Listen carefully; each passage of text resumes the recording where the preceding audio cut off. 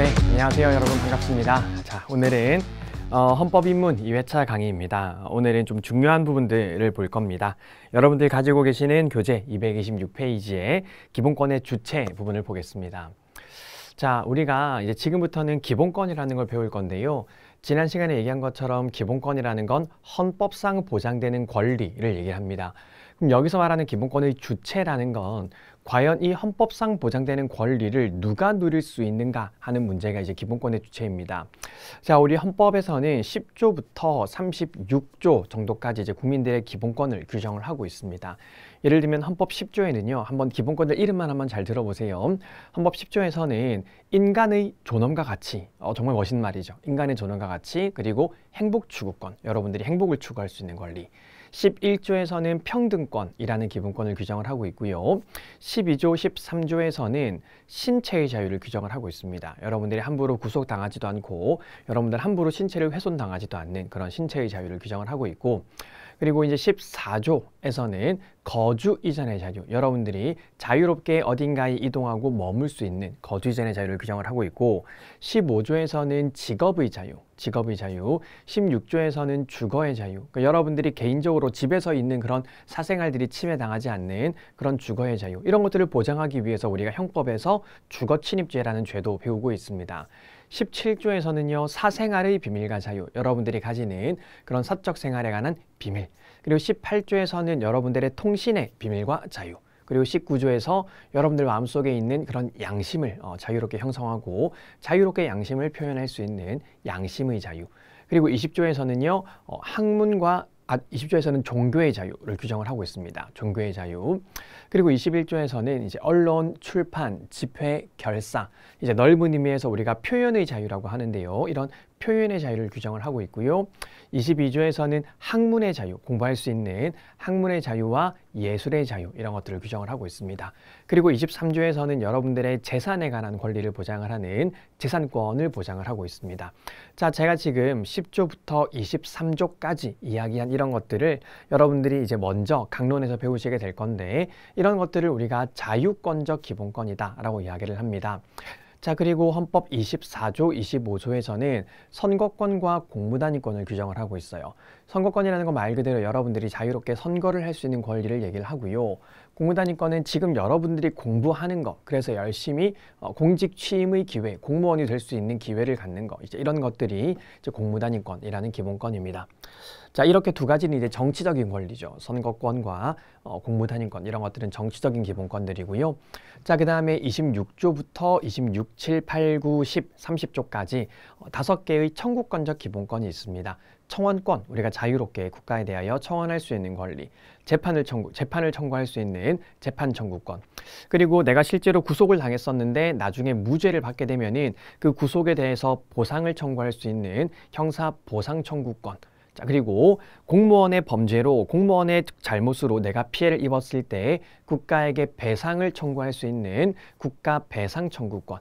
그리고 내가 어떤 사인에 의해서, 다른 사람에 의해서 생명이나 신체에 대한 범죄 피해를 당했을 때 이거에 대해서 국가에 대하여 구조를 청구할 수 있는 범죄 피해자 구조 청구권, 이렇게 5가지의 청구권적 기본권들이 있고요. 자, 그리고 나면 이제 사회권적 기본권 6가지 정도가 있습니다. 첫 번째는 교육을 받을 권리, 두 번째는 근로의 권리. 그러니까 이 근로의 권리라는 건 국가가 일자리도 마련해주고 뭔가 일할 환경에 관한 이런 근로에 관한 것들을 보장을 하는 것들을 근로의 권리라고 하고요. 세 번째는 이제 근로 3권이라는 게 있습니다. 이 근로 3권은 나중에 보겠지만 이 근로 영역에서 이제 근로자들이 단결하고, 그러니까 노조를 만들기 위해서 단결하고, 그 다음에 사 측이랑 회사 측이랑 단체로 교섭도 하고, 그리고 필요한 경우에는 데모, 단체 행동도 하는 이제 그런 단결권, 단체 교섭권, 단체 행동권을 우리는 근로 3권이라고 부릅니다. 자, 그리고 나선 이제 34조에는 인간다운 생활을 할 권리라고 해서 여러분들이 인간답게 살 수 있는 그런 권리를 보장을 하고 있고요. 35조에서는 환경권이라고 해서 생활환경뿐만 아니라 자연환경까지 우리가 쾌적한 환경에서 살아갈 수 있는 권리를 보장을 하고 있습니다. 그리고 36조에서는 혼인과 가족 생활이라고 해서 여러분들이 자유로운 그런 혼인 그리고 가족 생활을 보호받는 것들을 규정을 하고 있어요. 자, 이 외에도 이제 헌법에 열거되지 않은 기본권들도 있는데 우리가 앞으로 차근차근 차근차근 배우게 될 겁니다. 자, 이런 기본권들이 있습니다. 그리고 이 기본권들을 과연 누가 누릴 수가 있는가가 기본권의 주체의 문제입니다. 기본권의 주체가 되어야지만 이 기본권들을 누릴 수가 있고요.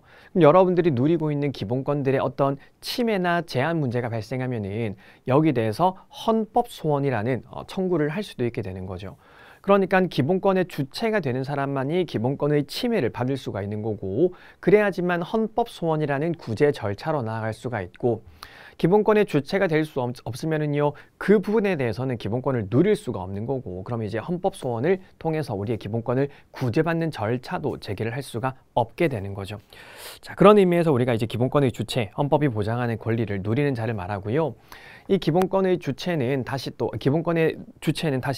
기본권의 보유 능력과 기본권의 향유 능력이라는 단어로 살짝 구별되는데요. 엄청 중요한 얘기는 아닙니다만, 예를 들면 여러분, 선거권이라는 기본권은 모든 국민이 가지는 권리죠. 모든 국민은 당연히 선거권이라는 기본권을 가지고 있습니다. 보유하고 있습니다. 그런데 실제로 이 기본권, 선거권을 행사하기 위해서는 만 18세가 되어야지만 기본권을 행사할 수 있습니다. 자, 그러니까 모든 국민은 기본권을 가지고 있지만 실제로 만 18세가 되기 전에는 이 선거권을 행사할 수 없기 때문에 보유 능력과 향유 능력에 약간 차이가 있는 경우도 있고요. 마찬가지로 이제 대통령 선거에 나가는 것도 그래요. 누구든지 대통령 선거에 나갈 수가 있습니다. 그걸 공무단위권이라고 하거든요. 모든 국민은 대통령 선거에 나갈 수가 있지만 실제로 대통령 선거에 나가기 위해서는 만 40세가 되어야지만 대통령 선거에 출마를 할 수가 있어요. 그러니까 기본권 보유 능력과 향유 능력에 이런 부분들 차이가 있는 거죠. 근데 어쨌든 우리가 지금 일반적으로 얘기하는 이 기본권 주체라는 건 기본권의 보유 능력이라는 걸 얘기를 하는 겁니다. 자, 그래서 의의 두 번째 문단에 보시면 둘째 줄 또한 보시면은요, 셋째 줄이죠. 외국인의 경우에는 자, 민법상 권리 능력, 이제 민법상 권리 능력이라는 게 뭐냐면 우리가 어떤 사적 거래를 할 수 있는 능력을 그 권리 능력이라고 합니다. 그러니까 여러분들이 만약에 이제 제가 가지고 있는 이 휴대폰을 사겠다라고 마음먹으면은요, 여러분들과 저희가 휴대폰 거래를 하게 되면은 저는 여러분들한테 돈을 받을 수 있는 권리가 있고 휴대폰을 넘겨줘야 되는 의무가 생기죠. 여러분은 휴대폰을 받을 수 있는 권리가 생기고 저한테 돈을 줘야 되는 의무가 생깁니다. 이런 권리와 의무를 가지는 것들을 우리가 민법상 권리 능력이라고 하는데, 당연히 우리가 이런 휴대폰 거래 외국인이랑도 할 수가 있겠죠. 그래서 외국인도 민법상 권리 능력은 인정되겠지만 모든 외국인이 기본권을 가질 수 있는 건 아니에요. 예를 들면 외국인들이 우리나라에서 자유롭게 막 선거권을 행사할 수 있겠습니까? 그렇지는 않겠죠. 그래서 외국인의 경우에는 민법상의 권리 능력은 인정된다고 하더라도 이제 기본권의 보유 능력이 인정되지 않는 경우도 있고요.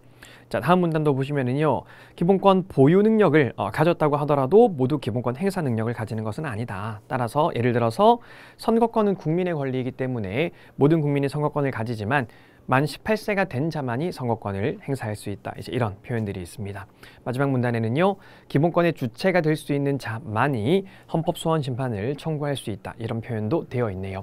자, 그러면 이제 누가 우리 기본권의 주체가 될 수 있는지를 지금부터 차근차근 살펴보도록 하겠습니다. 자, 기본적으로는 우리가 크게 이제 누구누구들을 볼 거냐면요. 자, 첫 번째는 이제 국민을 볼 거고요. 그러니까 국민은 당연히 국민은 일반적으로 기본권을 다 가질 수가 있을 겁니다. 국민 볼 거고요. 두 번째로는 외국인 볼 겁니다. 외국인. 그러니까 약간 국민과 외국인은 약간 서로 좀 대비되는 개념이기도 합니다. 그렇죠? 그래서 외국인들이 이제 우리나라에서 선거권을 누릴 수가 없을 거잖아요. 그렇죠? 그러니까 외국인이 누릴 수 있는 기본권도 있을 거고 못 누리는 기본권도 있을 건데 과연 그런 것들이 어떤 것들인 건지를 한번 볼 거고요. 자, 그 다음에 우리가 이런 국민과 외국인을 합쳐가지고 자연인이라고 부릅니다. 자연인. 내지는 사인이라고 불러요. 그러니까 자연인, 사인이라는 건 우리처럼 심장이 있고 살아서 숨쉬는 사람들을 자연인이라고 하거든요. 그런데 또 이거랑 약간 대비되는 말이 법인이라는 개념이 있습니다. 그러니까 법인은 실제로 우리처럼 살아서 숨을 쉬는 건 아니지만 법에서 특별히 인격을 부여하고 있는 것을 우리는 법인이라고 이야기를 합니다. 예를 들면 이제 프라임법학원이라든지 삼성전자라든지 이런 회사들이 있잖아요. 우리가 잘 알고 있는 회사들. 이런 회사들은 그냥 탄생하는 게 아니라 이런 회사를 만들고 저기 법원에 가가지고 등기라는 걸 해야 돼요. 그 등기라는 걸 하면은 마치 사람이 출생한 것처럼 이제 이 법인이 법적으로는 살아서 숨을 쉬게 되는 겁니다. 그래서 등기를 하게 되면 이제 법인이 되는 겁니다. 등기를 하면은 마치 사람이 태어난 것처럼 이제 법적으로 어떤 그 회사가 태어난 걸로 취급을 해주는 거죠. 그래서 법인이라고 부르고요. 이 법인은 또 사람들이 모인 법인인 사단 법인이 있고 돈이 모인 법인인 재단 법인이라는 게 있습니다. 뭐 이거는 큰 중요한 개념은 아니에요. 그러니까 사단이라는 건 사람들의 단체라는 의미이고 재단이라는 건 재물의 단체라는 겁니다. 그래서 사단 법인은 사람들의 모임, 재단 법인은 돈의 모임이다. 이렇게 생각을 하시면 될 것 같고요. 그다음에 이 법인은 또 이제 성격에 따라서 이제 사법인이 있고 이제 공법인이 있습니다. 자, 사법인은 이제 말 그대로 이제 사적인 법인, 우리가 이제 우리의 의지대로 만드는 법인들을 사법인이라고 하고요. 공법인은 이제 우리가 의지대로 만든 게 아니라 어떤 법에 의해서 내지는 국가나 공공단체 등에 의해서 만들어진 법인을 공법인이라고 이야기를 합니다.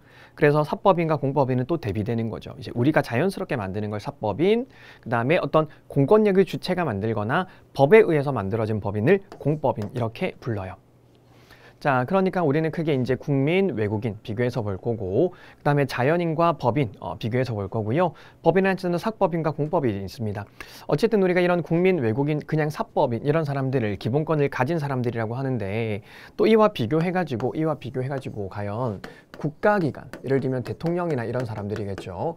국가기관이나 방금 봤었던 공법인은 말하자면은 우리가 우리 기본권 지켜라고 주장할 수 있는 사람이지 이 사람들이 기본권을 가지고 있는 사람들은 아닐 것 같은데 과연 이 사람들도 기본권을 소지할 수 있는지 이제 이런 것들도 검토를 할 겁니다. 그리고 마지막으로 개념 하나 더 설명을 드리면은요.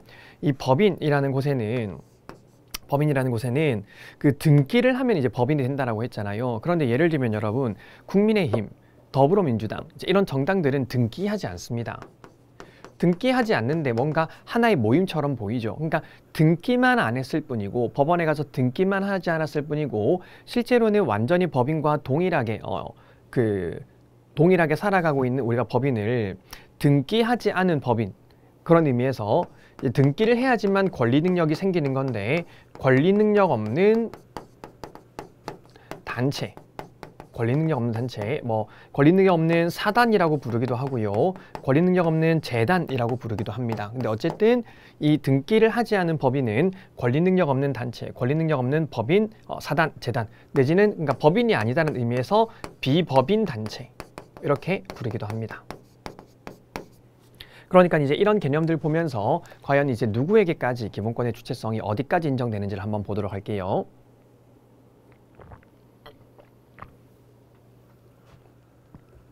자, 먼저 226페이지의 국민입니다. 국민. 자, 기본적으로 이제 국민들은 기본권 주체가 당연히 인정이 됩니다. 그래서 국민들의 기본권 주체가 인정되는 것에 대해서는 이견도 없고 견해 대립도 없습니다. 자, 근데 이제 문제는 보시면 밑에 보시면 초기 배아라고 되어 있죠. 초기 배아, 태아 이렇게 되어 있습니다. 첫 번째 판례 초기 배아라고 되어 있고요. 두 번째 판례 태아라고 되어 있습니다. 초기 배아 부분은 이미 기출이 많이 되고 있는 부분이죠. 자, 여러분 초기 배아가 뭐냐면 이제 정자와 난자가 만나서 이제 수정을 하게 되었는데 수정 후에 약 3일 정도가 지난 상태를 우리가 초기 배아라고 불러요. 그러니까 완전 세포입니다, 세포. 인간의 형체를 전혀 갖추고 있지 않아요. 자, 이 초기 배아가 과연 생명권을 누릴 수 있는가가 문제가 되는데 말씀드린 것처럼 초기 배아는요 완전히 그 사람의 모습을 전혀 갖추고 있지 않습니다. 그래서 첫 번째 문단에 보시면 우리 판례는 초기 배아는 기본권의 주체가 아니라고 보고 있습니다. 기본권의 주체가 아니라고 보고 있어요. 이와 비교해가지고 밑에 판례 태아는요 임신 8주 이후가 지나서 사람의 모습을 갖추고 있는 우리 뱃속에 있는 아이들을 우리가 태아라고 부르거든요. 그러니까 얘는 사실상 이제 지금부터는 인간으로 볼 수가 있는 겁니다. 그렇기 때문에 우리 판례는 태아도 생명권의 주체가 된다라고 보고 있어요. 그러니까 둘을 좀 비교를 하십시오, 여러분. 초기 배아는 생명권의 주체가, 기본권의 주체가 될 수가 없지만 태아는 기본권의 주체가 될 수 있습니다. 용어 자체로 구별을 하시면 되고요. 자, 그런데 초기 배아 부분 두 번째 문단 다시 보십니다. 그러니까 초기 배아는 이제 갓 수정이 된 상태의 세포이기 때문에 생명권이라는 기본권을 누릴 수는 없어. 하지만 이제 얘기 초기 배아가 인간으로 성장될 가능성은 굉장히 높은 상태이잖아요. 그렇기 때문에 초기 배아는 기본권의 주체는 되지 않지만 초기 배아에 대하여도 기본권을 보호할 의무는 있다라는 거예요. 국가가 기본권 보호 의무는 있습니다. 자, 그러니까 이런 표현들을 이해하시면 되겠죠. 초기 배아는 기본권 주체성은 없다. 태아는 기본권 주체성은 있다. 요 두 개 비교하시고, 다음 초기 배아는 기본권의 주체성은 없지만 적어도 국가가 초기 배아도 보호할 의무는 진다라는 겁니다. 국가의 보호 의무는 있다라는 거, 그 표현을 좀 잘 구분하셔가지고 정리를 하시면 좋겠습니다. 자주 출제가 되는 부분이고요. 227페이지로 넘어오시면 자, 미성년자도 이제 뭐 부모님들에 의해서 아직까지 뭔가를 선택을 하기는 하지만 그래도 어쨌든 어엿한 생명체고 어엿한 국민이잖아요. 그렇기 때문에 미성년자도 당연히 기본권의 주체가 됩니다. 거기서 첫째 줄, 둘째 줄 정도만 읽어보시면 되겠네요. 특히 둘째 줄, 아직 성숙하지 못한 인격체지만 그래도 단순한 보호의 대상이 아닌 독자적인 인격체이기 때문에 이런 기본권들을 누릴 수가 있습니다. 그렇게 보시면 될 것 같고, 자, 그 다음에 사자, 돌아가신 분. 예를 들어서 이제 갑이라는 이제 살아있는 사람이 있는데 이분의 이제 돌아가신 조상이 이제 을이라는 분이 있는데요. 이분이 이제 국가유공자입니다. 국가유공자. 국가유공자로 인정을 받아왔었기 때문에 아마 이제 갑의 입장에서는 아주 이제 이 조상에 대해서 뿌듯한 마음을 가지고 살아왔겠죠. 그런데 알고 보니까 이 을이 이제 친일 행적이 드러난 겁니다. 그래서 이 을이 친일파로 낙인이 찍혔습니다. 그럼 당연히 이제 이분 돌아가신 분이기는 하지만 내가 친일파인지 아닌지는 사실 이 돌아가신 분의 입장에서도 명예적으로 굉장히 중요한 부분인 거죠. 그리고 이제 이분의 명예에 관한 부분은 후손의 입장에서도 이게 친일파의 후예냐 아니냐 이제 이런 비판을 받을 수가 있는 것이기 때문에 후손의 입장에서도 굉장히 명예 내지는 이제 인격에 영향을 미칠 수밖에 없습니다. 그런 측면에서 이제 우리 판례가 하는 표현이 사자의 경우에도 인격적 가치에 대한 중대한 왜곡으로부터 보호되어야 되고 사자에 대한 사회적 명예와 평가의 훼손은 사자와의 관계를 통하여 스스로 인격상을 형성하고 명예를 지켜온 그들의 후손의 인격권이랑도 연결이 된다. 이런 표현을 쓰고 있습니다. 자, 되셨죠? 자, 이제는 중요한 외국인으로 넘어가 보겠습니다. 자, 외국인은 당연히 대한민국 국적을 가지지 않은 사람들을 우리가 외국인이라고 하는데 외국인이 과연 기본권의 주체가 될 수 있을까요? 자, 예를 들면 외국인의 생명권 인정될 것 같습니까? 안 될 것 같습니까? 우리나라 들어오면 막 외국인을 막 죽여도 됩니까? 그렇지 않겠죠. 외국인에게 생명권은 인정이 될 것 같아요. 그런데 외국인이 우리나라 선거에서 대통령 선거에 나갈 수가 있겠습니까? 그거는 약간 안 될 것 같죠. 그러니까 외국인이 누릴 수 있는 게 있고 누릴 수 없는 게 있어. 이걸 어떻게 구별할 건데 우리 헌법재판소는 가볍게 표현을 합니다.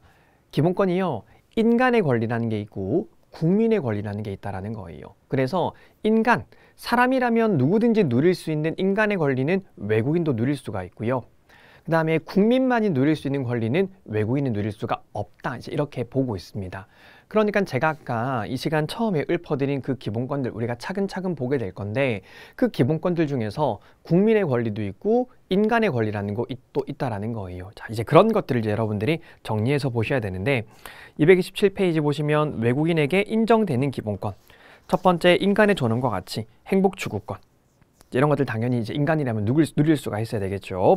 그 다음에 평등권. 평등권도 이제 말하자면 이제 천부인권, 하늘이 부여한 인권이죠. 우리가 차별을 당하지 않는 거.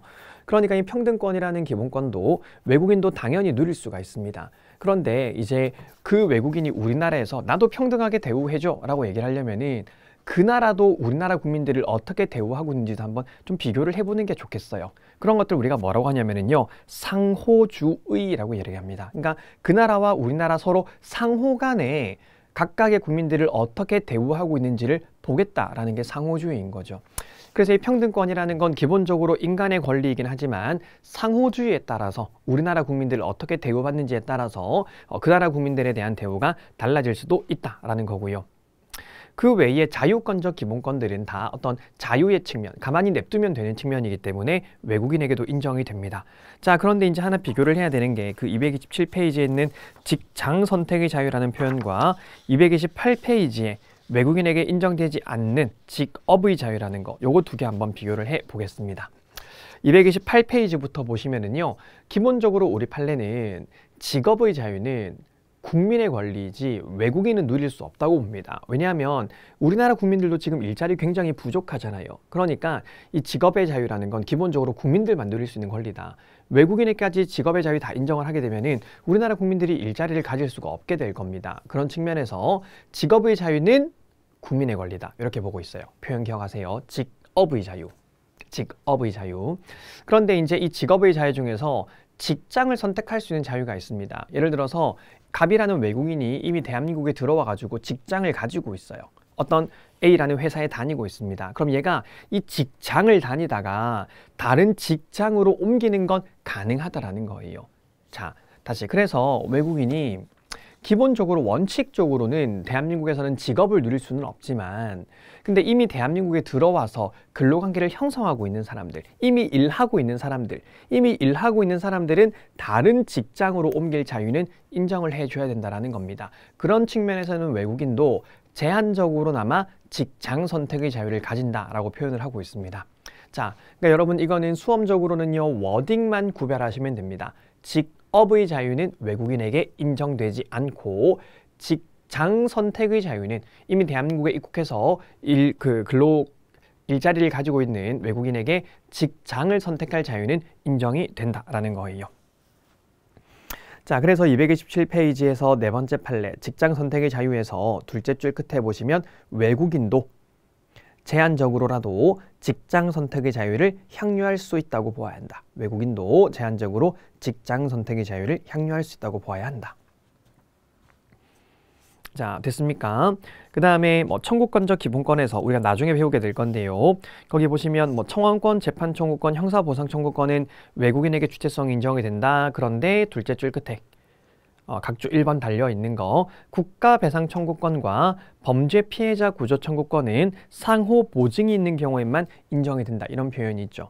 자, 요거는 나중에 볼 겁니다만 두 가지는 외우셔야 돼요. 국가배상 청구권과 범죄 피해자 구조 청구권은 외국인이 모든 상태에서 누릴 수 있는 것이 아니라 그 나라와 우리나라 사이에 서로 이제 인정하겠다라고 하는 상호주의, 상호 보증이 있어야지만 누릴 수가 있습니다. 일단은 가볍게 기억하시고 나중에 이 기본권 볼 때 다시 한번 볼 겁니다. 그 다음에 227페이지 맨 밑에 사회적 기본권도 그 중에서도 특히 부모의 자녀 교육권 외국인도 당연히 대한민국에 입국했다고 해서 자녀를 교육할 권리가 사라지는 건 아니겠죠. 부모의 자녀 교육권도 외국인도 누릴 수가 있습니다. 자, 그 다음에 228페이지에 또 중요한 내용이 하나 있는데요. 맨 위에 보시면 근로의 권리라고 되어 있죠. 근로의 권리. 자, 이 근로의 권리라는 건 크게 이제 두 가지 측면이 있습니다. 첫 번째는 국가한테 일자리를 좀 넉넉하게 마련해 달라라고 요구할 수 있는 권리예요. 일자리에 관한 권리. 그럼 두 번째는요. 내가 쾌적한 환경에서 생활할 수 있게 국가가 좀 가만히 내비둬라 라고 하는 일할 환경에 관한 권리의 측면이 있습니다.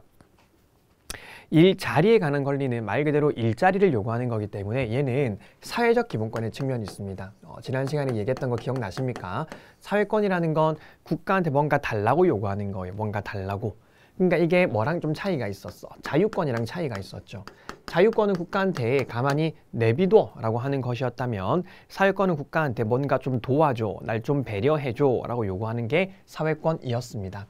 그래서 사회권과 자유권은 차이가 있는데 그러니까 기본적으로 외국인이 우리나라에 들어와가지고 국가한테 돈 좀 줘, 나 최저임금 좀 줘, 이것 좀 줘, 저것 좀 줘 할 수가 없겠죠. 그래서 기본적으로 사회적인 기본권은 외국인에게 인정이 안 되지만 자유권적 기본권은 외국인에게 인정이 됩니다. 자, 이제 그런 측면에서 보면요, 이 근로의 권리는 두 가지 측면이 있는데 일할 자리에 관한 권리는요, 사회적 기본권의 측면이 있는 거고요. 일할 환경에 관한 권리는 자유권적 기본권의 측면이 있습니다. 그러니까 우리 판례는요. 근로의 권리 중에서도 일할 환경에 관한 권리 부분은 외국인도 누릴 수가 있다라고 보는 거예요. 자, 이것도 실제가 굉장히 자주 되는 부분입니다. 자, 그 다음에 외국인에게 인정되지 않는 기본권, 직업의 자유 방금 봤고요. 그 밑에 참정권, 당연히 외국인 우리나라에서 선거권을 행사한다거나 이제 그런 것들이 기본권으로 보장되지는 않을 거고, 그 다음에 입국의 자유, 대한민국에 입국할 수 있는 자유 인정되지 않겠죠. 만약에 이거 인정되면 외국인들이 엄청 많이 들어오게 될 건데 이제 우리나라가 이거 막을 수가 없게 되는 거니까 입국의 자유 인정되지 않고, 외국인이 우리나라에서 복수 국적을 누릴 자유도 인정되지 않습니다. 그 밑에 정치적 기본권, 외국인에게 인정이 안 될 거고요. 사회적 기본권도 원칙적으로 외국인에게 인정이 안 될 겁니다. 227페이지로 잠깐 돌아오시고요. 자, 이번에 외국인의 두 번째 문단 잠깐 볼게요. 그런데 만약에 외국인이 대한민국에 들어왔는데 알고 보니까 걔가 불법 체류자야. 불법 체류자. 그럼 불법 체류자가 되는 순간 아무 기본권을 누릴 수 없을까? 자, 외국인은 어떤 경우에 기본권을 누릴 수 있다고 했습니까? 인간의 권리는 기본권을 누릴 수 있다고 했죠. 그럼 불법 체류자는 인간이 아닙니까? 아니죠. 불법 체류자라고 하더라도 여전히 인간이죠. 그러니까 불법 체류인지 여부는 기본권의 주체성 인정과는 관련이 없다라는 겁니다. 인간의 권리라면은 당연히 불법 체류 중인 외국인도 누릴 수가 있어야 돼요. 그래서 그게 불법 체류 중인 외국인이라고 하더라도 인간의 권리는 누릴 수 있다라는 표현이 이번에 두 번째 문단입니다. 자, 229페이지로 넘어가 보겠습니다. 자, 다음은 법인, 그리고 법인격 없는 단체입니다. 아까 말씀드렸죠. 법인, 그 다음에 법인격 없는, 권리 능력 없는 비법인 단체. 자, 이 기본권은 이제 법인도요, 셋째 줄에 보시면 성질상, 이게 키워드인데요. 성질상 법인이 확률할 수 있는 기본권은 기본권을 누릴 수가 있습니다. 그런데 한번 생각해 볼게요. 예를 들면은 이제 프라임 법학원은 이제 프라임 법학원 자체가 이제 법인입니다.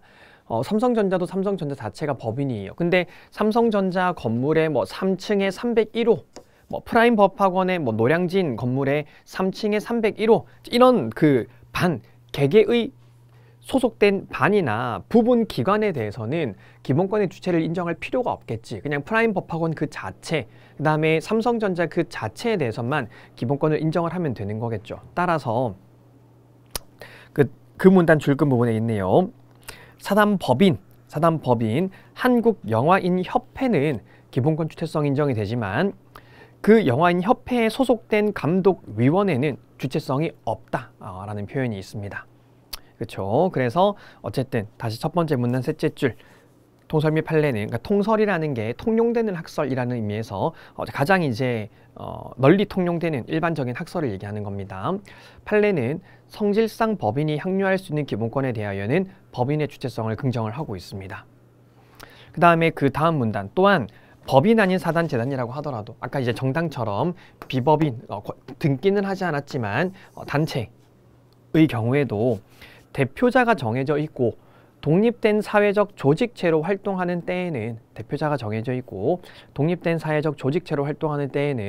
성질상 법인이 누릴 수 있는 기본권을 누릴 수 있다라고 보고 있어요.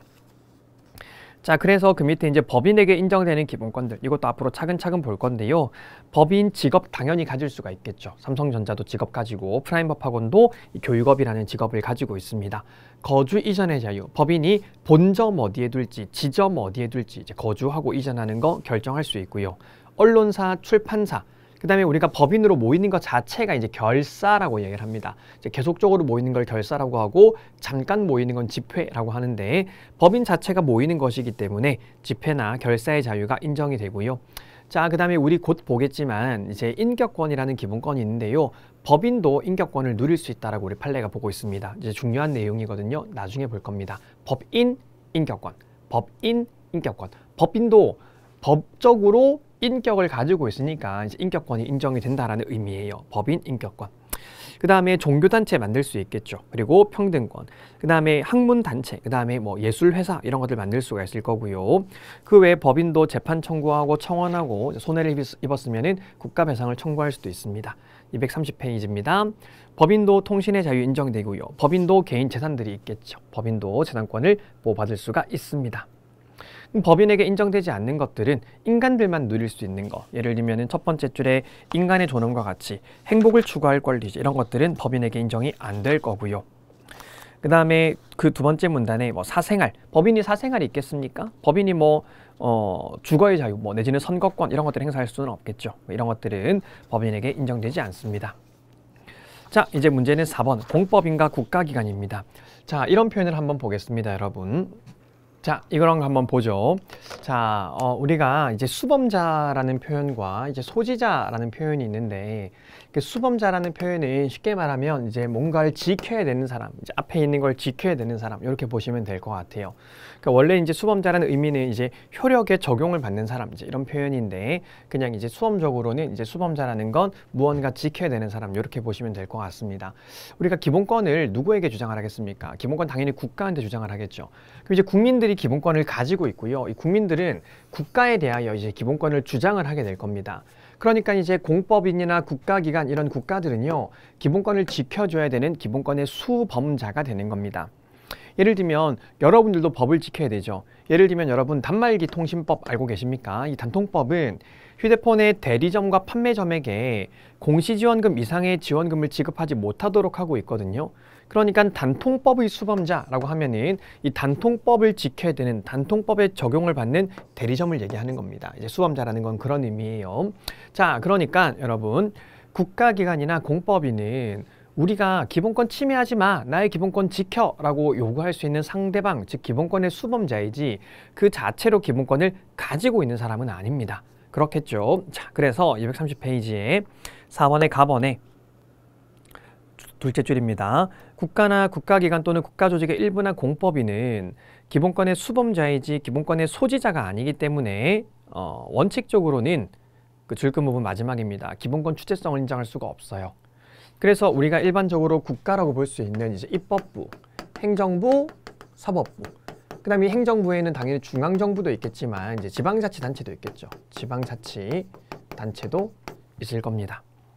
그런 의미에서 이제 서울시 의회, 그다음에 국회에 있는 위원회, 그리고 지방자치단체, 그렇죠? 지방자치단체, 지자체장 이런 사람들은 기본권의 주체가 될 수 없는 게 원칙입니다. 기본권의 주체가 될 수 없는 게 원칙입니다. 자, 그런데 231페이지로 넘어와 보시면은요. 나번에 예외적으로 이제 공법인도 기본권이 인정되는 경우가 있을 수가 있습니다. 예를 들면은요, 그 밑에 판례 보시면 국립서울대학교라고 되어 있죠. 자, 서울대학교는 이제 공법인이긴 하지만 서울대학교도 당연히 학문의 자율이 인정이 되어야 되겠죠. 예전에 이제 우리나라가 이제 민주화 운동을 많이 할 때 한창 이제 이 군부 정권 시절에 서울대학교 학생들이 가장 이제 그 민주화 운동과 투쟁을 뜨겁게 했었습니다. 그러니까 정부에서 이제 서울대학교와 서울대학교 학생들을 이제 탄압을 하려고 엄청 많이 했었단 말이에요. 그럴 때는 당연히 이 서울대학교 학생들뿐만 아니라 서울대학교도 국가로부터 보호를 해줘야 되겠죠. 그러니까 이 대학교도 국가로부터 대학의 자율성 내지는 학문의 자유 이런 측면에서는 기본권의 주체가 될 수 있기 때문에 보호를 해 주어야 하고요. 그 다음에 한국방송공사, KBS를 얘기하는 건데요.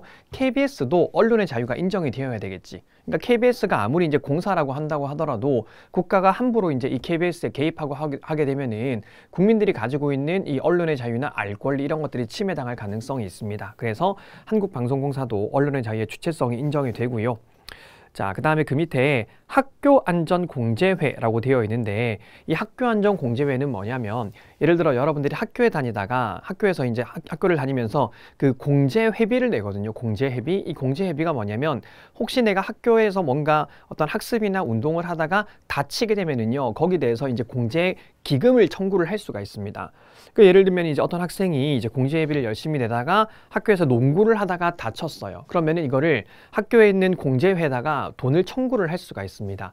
그러니까 각 학교마다 학교안전공제회라는 곳이 있습니다. 여러분들이 어떤 안전사고가 발생했을 때 그 안전사고에 대해서 기금을 지급하는 학교안전공제회가 있는데 이 학교안전공제회는 이제 국가기관이라기보다는 각 학교에 소속되어 가지고 이제 여러분들한테 사고가 발생했을 때 이런 것들에 대한 어떤 배상을 해주는 곳이기 때문에 이 학교안전공제회도 이제 기본권 주체성이 인정이 됩니다. 이제 국가랑 독립되어 있기 때문에 이제 기본권 주체성이 인정이 된다라고 보고 있고요.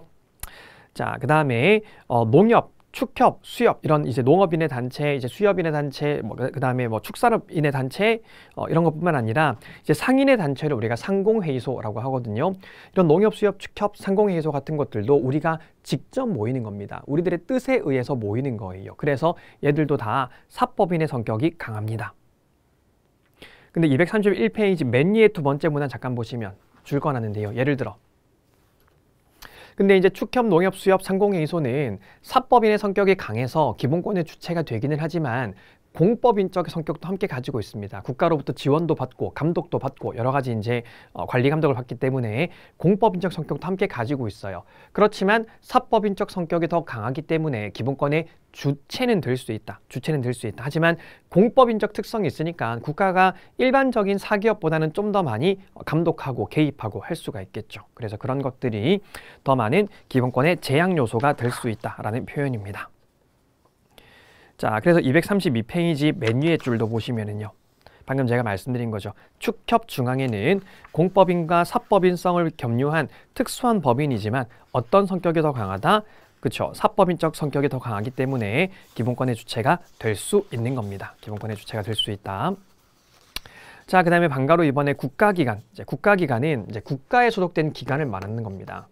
국가에 소속된 기관. 그러니까 예를 들면 뭐 대통령도 이제 국가에 소속된 기관인 거죠. 국가를 위해서 일하는 모든 수족들을 우리는 국가기관이라고 불러요. 대통령, 국무총리, 기타 등등등 이런 모든 공무원들. 여러분들도 공무원이 되면 국가의 기관이 되는 겁니다. 자, 이 국가기관도 당연히 원칙적으로는 기본권 추세성 인정되지 않을 거예요. 근데 예전에 무슨 일이 있었냐면요. 노무현 대통령 때 일인데 노무현 대통령이 이제 대통령 시절에 기자회견이나 이런 것들을 하면서 이제 본인이 소속된 정당을 좀 지지해달라 이제 이런 발언을 했었습니다. 이제 그러니까 중선관위에서 노무현 대통령에게 대통령이 선거 중립 지켜주십시오라고 촉구를 했었고요. 그런데도 노무현 대통령이 또 이제 그런 얘기를 하는 거예요. 그러니까 선관위가 다시 한 번 더 대통령에게 노무현 대통령님 선거 중립을 지켜주십시오라고 이야기를 합니다. 그러니까 노무현 대통령이 여기에 대해서 헌법 소원을 청구를 한 거예요. 이 선관위 때문에 나의 기본권이 침해당했다. 이런 주장을 한 겁니다. 자, 그때 만약에 여러분 보세요. 노무현 대통령이 어떤 걸 주장을 했냐면 만약에 이런 걸 주장했으면 어떻겠습니까? 자, 이거 잠깐 지울게요. 노무현 대통령이 자, 여러분 제가 어제 권한과 권리에 대한 설명을 드렸는데요. 권한이라는 건 이제 국가기관이 가지는 힘이라고 말씀을 드렸고 권리라는 건 국민이 가지는 힘을 권리라고 한다고 말씀을 드렸습니다. 자, 그러면은 만약에 이때 노무현 대통령이 이런 걸 주장했었으면은 나의 법률안 정부는 법률안 제출할 수 있거든요. 법률안 제출권. 그리고 대통령은 마음에 안 드는 법률안이 있으면 거부할 수도 있습니다. 법률안 거부권. 만약에 노무현 대통령이 나 이런 거 침해 당했어 라고 주장하는 거면은요. 이게 기본권입니까? 여러분들도 이런 권리들 가지고 있습니까? 아니죠. 이거는 권한이기 때문에 이런 측면에서는 기본권이 인정되지 않습니다. 기본권이 인정되지 않아요. 그런데 노무현 대통령이 뭘 주장을 했냐면은요. 그 선관위 때문에 내가 정치적 표현의 자유를 침해당했다. 여러분들 정치적 표현의 자유 가지고 있습니까? 가지고 있죠. 가지고 있습니다. 자, 그러니까 이제 이렇게 봐야 되는 거예요. 대통령이라는 공인의 지위도 있지만요. 인간 노무현이라는 사인의 지위도 함께 가지고 있는 거죠.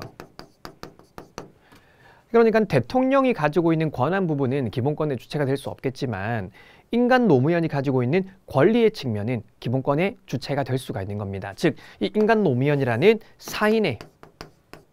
사인으로서의 지위에 대해서는 기본권 주체성이 인정이 된다라고 본 거죠. 이제 굉장히 당시에 엄청 센세이셔널 했었던 중요한 사건이었습니다. 그래서 첫 번째 판례 보시면 대통령도 국민의 한 사람으로서 제한적으로나마 기본권의 주체가 될 수 있는 바 대통령은 소속 정당을 위하여 정당 활동을 할 수 있는 사인으로서의 지위와 국민 모두에 대한 봉사자로서 공익 실현의 의무가 있는 헌법기관으로서의 지위를 동시에 갖는데, 그러니까 사인으로서의 지위와 헌법기관으로서의 지위를 동시에 갖는데 적어도 어디만큼은 적어도 사인으로서의 지위에 대해서는 기본권 주체성을 갖는다고 할 수 있다라는 거죠. 자, 되셨죠? 그 다음에 두 번째 판례도 마찬가지인데요. 이제 공직자, 이제 예를 들면 이 사람은 지자체장인데 같은 측면입니다, 여러분. 공직자가 국가기관의 지위에서 순수한 직무상의 권한 행사, 권한이라고 되어 있죠. 권한 행사와 관련된 기본권 침해를 주장하는 경우에는 주체성 인정이 어렵겠지만 그 외의 사적인 영역에 있어서는 기본권의 주체가 될 수 있다. 기본권의 주체가 될 수 있다. 그러니까 이 하남시장이 뭘 주장을 하냐면요. 국민들도 누릴 수 있는 공무단위권을 주장을 하는 겁니다. 그럼 당연히 이 공무단위권이라는 기본권의 측면에서는 하남시장도 기본권의 주체가 될 수 있다라는 거죠. 자, 그 다음에 그런데 이제 그 밑에 판례 보시면 본문 첫째 줄 보시면은요. 국회의원이 국회 내에서 행하는 질의권, 토론권, 표결권 이런 것들은 권한이죠. 권한. 이런 것들은 권한이지 권리의 문제가 아닙니다. 그러니까 이런 것들은 기본권이 아니기 때문에 기본권의 침해 주장을 할 수가 없습니다. 자, 기본권의 주체의 마지막 쟁점 5번 정당입니다. 자, 정당은 아까 말씀드린 것처럼 첫째 줄 끝에 권리 능력 없는 단체라고 말씀을 드렸죠. 권리 능력 없는 단체이기 때문에 예외적으로 그 자체적으로 기본권의 주체가 될 수가 있습니다. 그런데 예를 들면 국민의힘이나 더불어민주당은 정당으로 등록이 되어 있단 말이에요. 그럼 이 정당은 정당 등록이 되어야지만 기본권의 주체가 될까? 정당 등록이 취소되더라도 기본권의 주체가 될까? 우리 판례는요, 정당이 등록되었는지 등록 취소가 되었는지는 기본권의 주체랑 상관없다고 봅니다. 그냥 걔가 권리 능력 없는 단체로서의 실질을 가지고 있으면은 기본권의 주체가 될 수 있다고 봐요.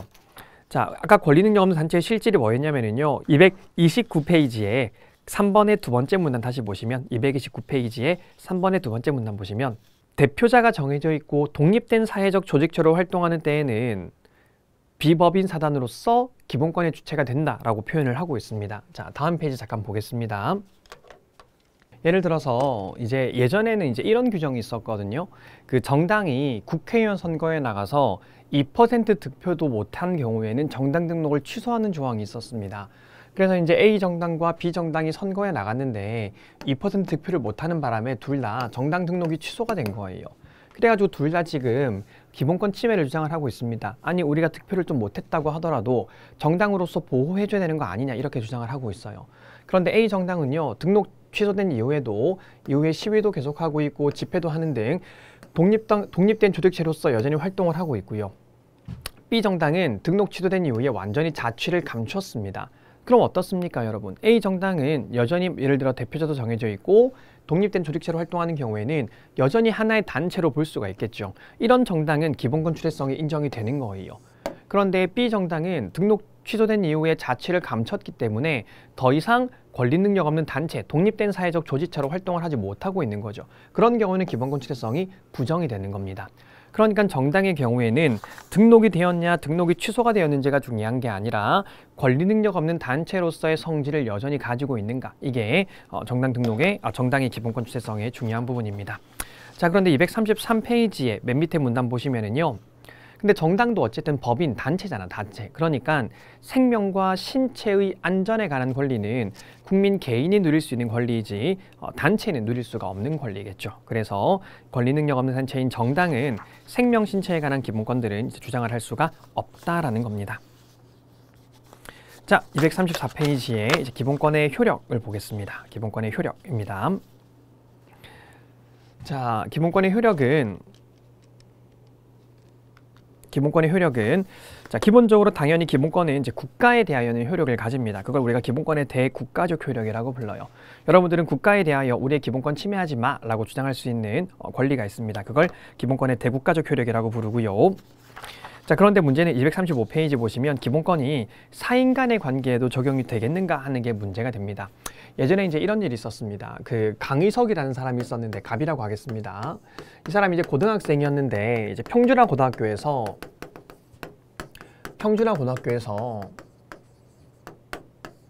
이제 뺑뺑이 돌려가지고 이제 어떤 A라는 고등학교에 입학을 하게 됩니다. 근데 알고 보니까 A라는 고등학교가 이제 사립학교고요.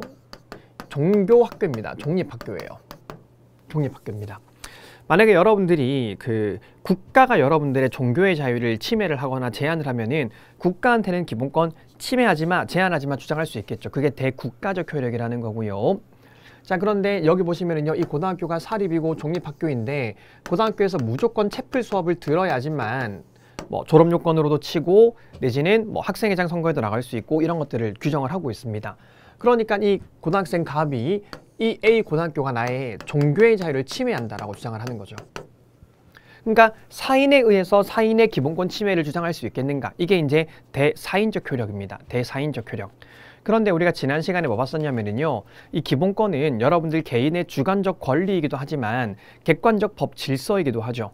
이중적 성격을 가지고 있습니다. 그래서 기본권은 객관적 법 질서의 성격도 가지고 있기 때문에 이 기본권은 여러분들의 권리이기도 한 반면에 여러분들도 기본권을 지켜야 되겠죠. 국가의 질서인 거니까. 그러니까 이 객관적 법 질서를 전제하니까, 이중적 성격을 전제하니까 사인 간의 관계에서도 기본권은 지켜져야 하는 거예요. 사인 간의 관계에서도 기본권은 지켜져야 됩니다. 그러니까 기본권은 사인에게도 효력이 미칩니다. 그걸 기본권의 대사인적 효력이라고 하고요. 자, 3번에 보시면 이제 우리나라에서도 이제 기본권의 대사인적 효력이 인정이 됩니다. 그래서 줄끝 부분에 보시면은요, 뭐 정리하자면 이런 건데요. 사인 간에도 직접 적용될 수 있는 기본권은 직접 적용되고, 직접 적용될 수 없으면 이제 민법상 이제 민법의 원칙들을 토대로 해서라도 간접적으로 적용이 될 수 있다. 그냥 이런 표현만 한번 읽어만 놓으시면 되는 거예요. 기본권 규정은 성질상 사법관계에 직접 적용될 수 있는 것은 직접 적용되고 그 예외적인 것을 제외하고는 사법상 일반 원칙을 매개로 간접적으로나마 적용이 된다라고 보고 있습니다. 그런 측면에서 236페이지 밑에 판례 보시면 대법원은 YMCA, 서울 YMCA라는 단체가 있는데 서울 YMCA가 남성 회원에게는 별다른 심사 없이 어떤 의결권을 주면서도 여성 회원에 대해서는 자격 심사를 배제해 온 것에 대해서 남녀 차별이다라고 하는 이제 평등권 침해다라는 걸 인정을 해서 이 기본권이 간접적으로 사법 관계에도 영향을 미친다라는 걸 인정을 한 겁니다. 그래서 이제 그런 부분들을 읽어보시면 될 것 같고요. 자, 하나만 좀 더 비교해서 말씀드리면 235페이지 다시 돌아오셔가지고 2번 외국의 이론에서 두 번째 문단 미국 보겠습니다. 미국은 조금 특이해요. 미국은 사인에 의해서는 기본권이 침해될 수 없다라고 봅니다. 사인에 의해서는 기본권이 침해될 수 없다고 봐요. 근데 이제 이런 일들이 있을 수 있단 말이야. 예를 들어서 여기가 지금 공영 주차장인데 공영 주차장 위에 푸드트럭이 있습니다. 사인이 운영하는 푸드트럭이 있어요. 그런데 이 푸드트럭에 흑인들한테는 판매하지 않는다. 흑인 금지 편말을 붙여놨습니다. 그래서 흑인이 이 푸드트럭에 갔더니 푸드트럭에서 흑인한테는 안 팝니다 라고 한 겁니다. 그럼 당연히 지금 흑인은 이 푸드트럭에 의해서 평등권이 침해당한 거죠. 자, 그런데 미국은 사인에 의한 사인의 기본권 침해는 인정하지 않는다고요. 기본권은 국가에 의해서만 침해될 수 있지 사인에 의해서는 침해될 수 없다고 봅니다. 그럼 이런 문제 어떻게 해결할 건데? 에 대해서 미국 약간 이제 복잡하게 이론을 취하고 있는데 이걸 마치 국가의 행위로 의제를 하는 거예요.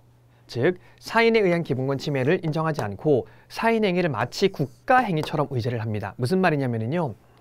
지금 사인이 가백 평등권을 침해를 했죠. 근데 그게 어디서 일어났습니까? 국가가 소유하고 있는 공영 주차장에서 일어난 겁니다. 야, 그러면 이런 놈한테 국가가 주차장을 빌려준 게 잘못했네. 이렇게 얘기를 하는 거고 만약에 이제 갑이 이 사람한테 소송을 걸었는데 만약에 법원에서 사인에 의한 기본권 침해는 인정될 수 없다는 이유로 이 푸드트럭에 손을 들어줬어요.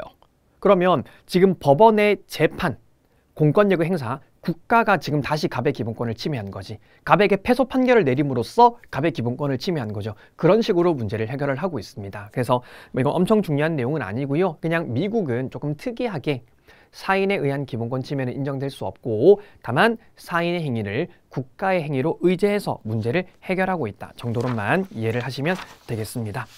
자, 그래서 이번 시간에는 기본권의 주체와 기본권의 대사인적 효력을 봤는데요. 기출표시 보시는 것처럼 기본권의 주체는 굉장히 출제가 자주 되는 부분들입니다. 그래서 정리를 좀 잘 하시고 우리가 앞으로 강론에서 기본권 볼 때마다 또 그때그때 필요한 내용들이 있으면 함께 정리를 하도록 하겠습니다. 잠깐 쉬었다가 기본권의 경합과 충돌 보도록 하겠습니다.